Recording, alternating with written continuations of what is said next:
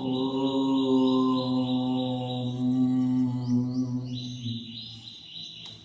योग यात्रा की आज की कड़ी में बंधु हम अपने स्वास्थ्य से संबंधित जानकारी ही लेंगे। योग यात्रा 86 में हमने अग्नि के बारे में बताया है, उस वीडियो को आप लोग ज़रूर देखें। आज उस पर कुछ विशेष जानकारी देंगे कि जो मेरा स्वास्थ्य है वो पाचन क्रिया पर ही निर्भर करता है और पाचन के लिए जठराग्नि का स्वस्थ रहना, साम्य रहना बहुत आवश्यक है। आयुर्वेद में कहा गया है कि रोगाः सर्वे अपि मंद अग्नौ। अगर आपकी अग्नि जठराग्नि मंद है तो कई प्रकार के रोग हो सकते हैं।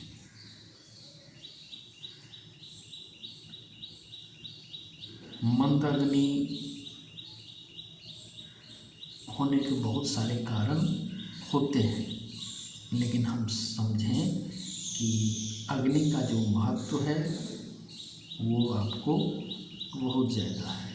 हर एक आदमी को इसके बारे में इसकी जानकारी होनी चाहिए। ऐसे भी कहा गया है कि अगर अग्नि शांत हो जाए तो मृत्यु के बराबर होता है। शांतो अग्नौ म्रियते युक्ते चीरम जीवनाय मना। शांत हो जाने पर मृत्यु और युक्त यानी कि सम अग्नि रहने पर आप जो आयुर्वेद के अनुसार जीवित शब्दम कहा गया है, शतम 100 वर्ष तक अच्छे से आप जी सकते हैं। तो सम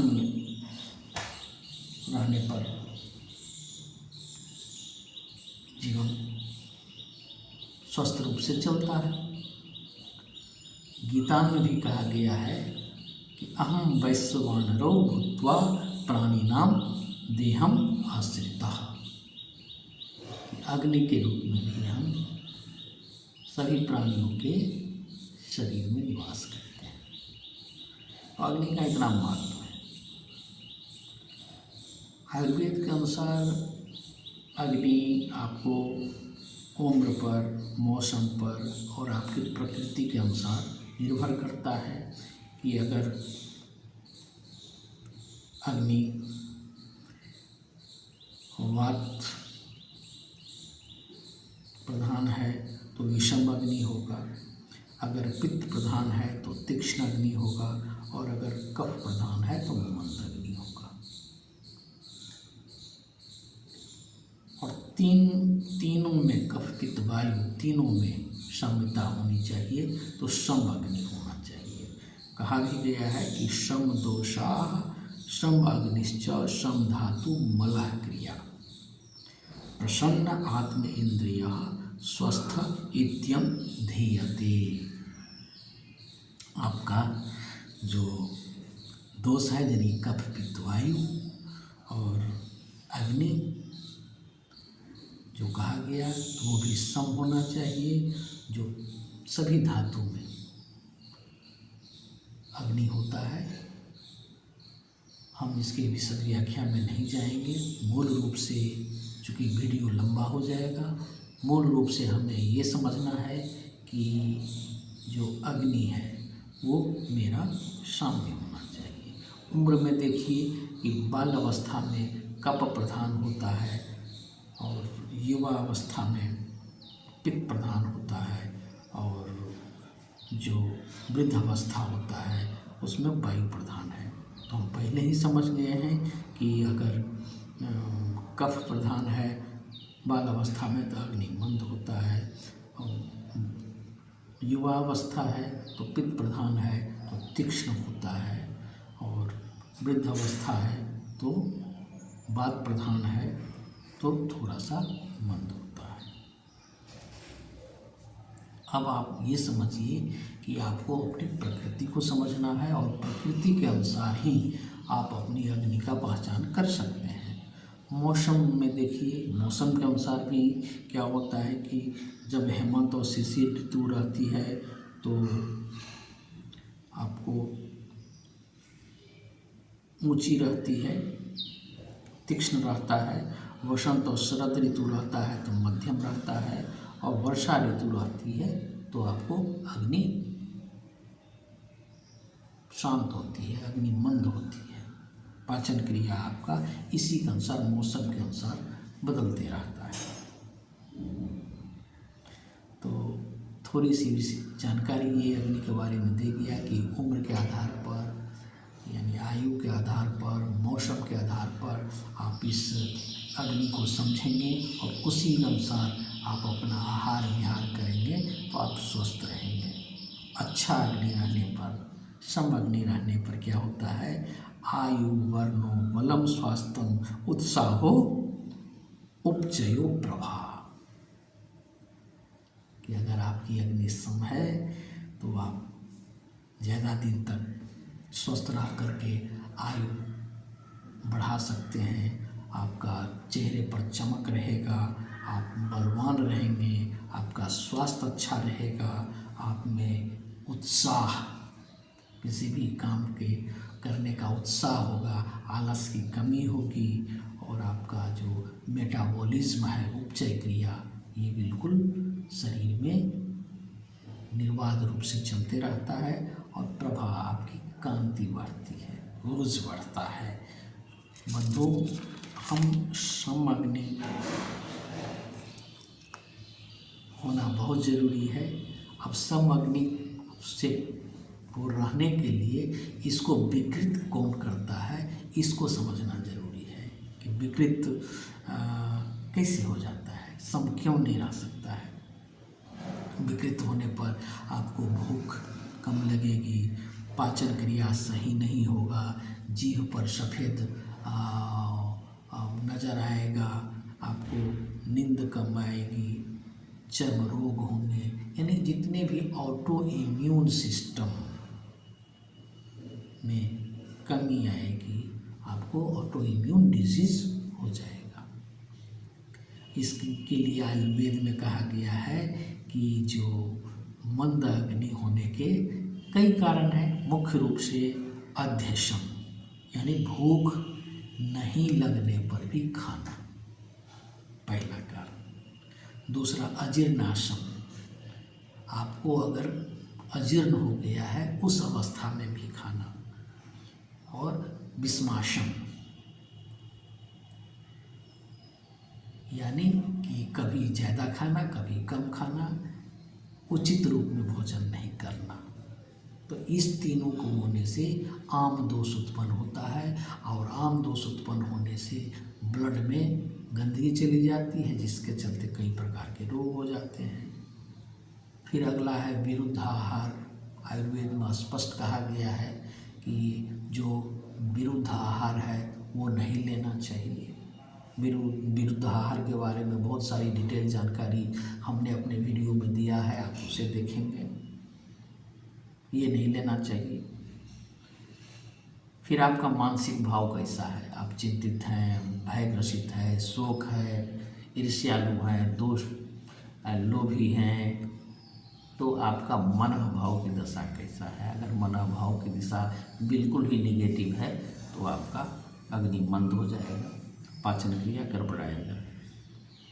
आयुर्वेद के नियम का पालन नहीं करना, यानी उचित समय पर जागना और उचित समय पर सोना, उचित समय पर भोजन करना। वेगान न धारते, जो वेग है, कहने का मतलब जैसे छींक आता है, पेशाब आता है, पैखाना आता है, जो भी शारीरिक वेग है उसको जबरदस्ती रोकना, नहीं रोकना चाहिए। अति व्यायाम, बहुत सारे लोग जिम में जाते हैं, बहुत ज़्यादा व्यायाम करते हैं, तो उससे क्या होता है, उसका से पित्त बढ़ती है, अग्नि तेज हो जाता है।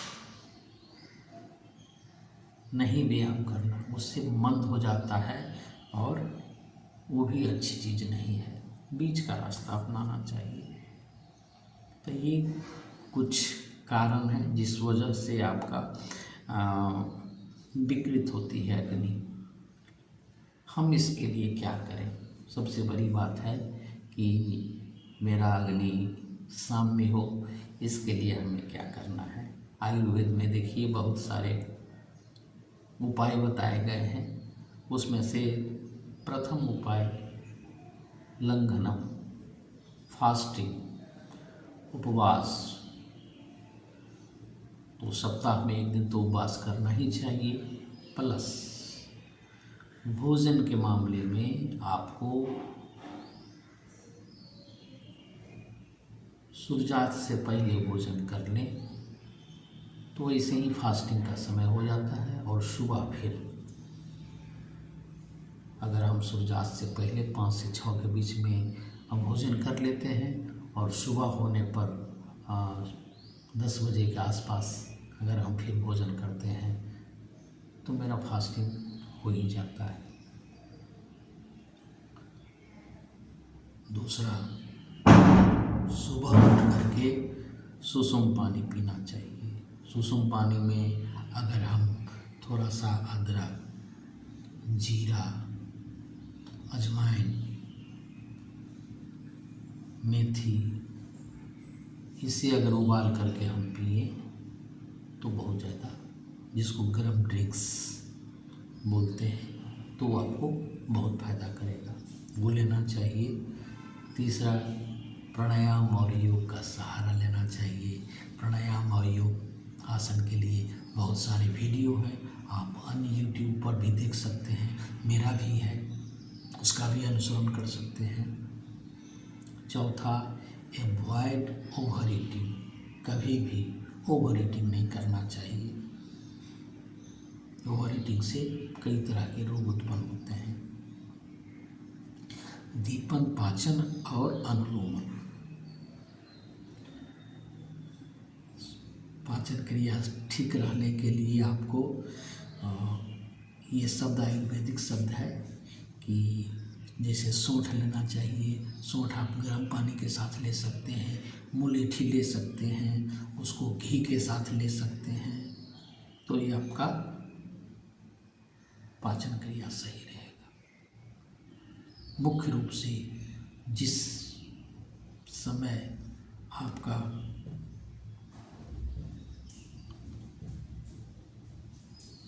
अग्नि तेज होता है उस समय भोजन करना चाहिए।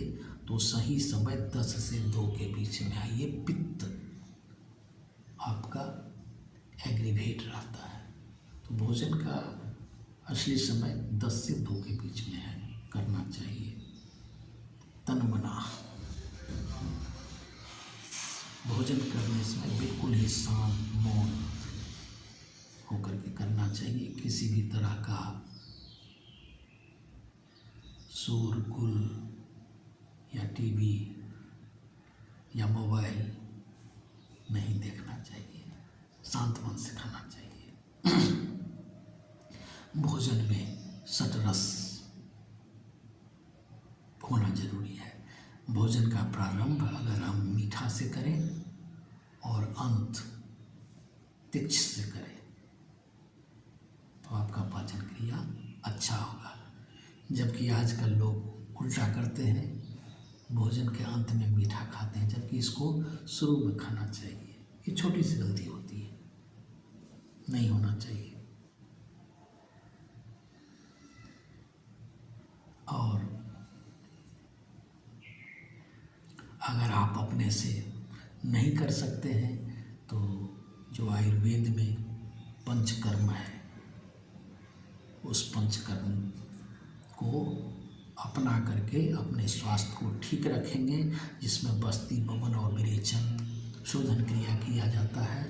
तो इस आधार पर अगर हम उसका अपने जीवन में प्रयोग करते हैं तो हम स्वस्थ रह सकते हैं। बंधुओं, ये छोटी सी जानकारी दी गई कि आप अपने जठराग्नि को कैसे स्वस्थ रख सकते हैं। कहा भी गया है कि अगर जठराग्नि सही नहीं हो तो आप सही नहीं हो सकते। तो जठराग्नि को सही रखने के लिए आप उपरोक्त बताए गए उपाय को करेंगे और उस पर चलेंगे तो आप जरूर स्वस्थ रहेंगे। अगर मेरे चैनल पर पहली बार आप आए हैं तो आचार्य विजय योगा जरूर सब्सक्राइब करिए, शेयर करिए। इस तरह की जानकारी आपको मिलती रहेगी। आज 14 अप्रैल अंबेडकर जयंती है। अप दीपो भवः, अपना दीपक आप स्वयं जलाएं। इसे आपको ही करना होगा। बाबा साहब भीमराव अंबेडकर का